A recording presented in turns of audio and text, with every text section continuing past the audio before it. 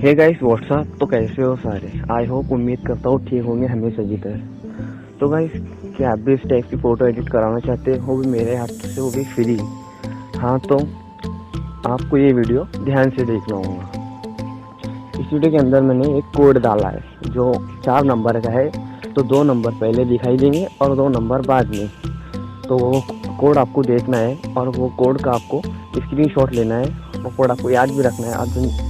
और इस बात का ख्याल रखिएगा, जब आप स्क्रीनशॉट लेंगे तो स्क्रीनशॉट के अंदर आप जो वीडियो देख रहे हो उसमें वीडियो को लाइक भी होना चाहिए और चैनल को सब्सक्राइब भी होना चाहिए।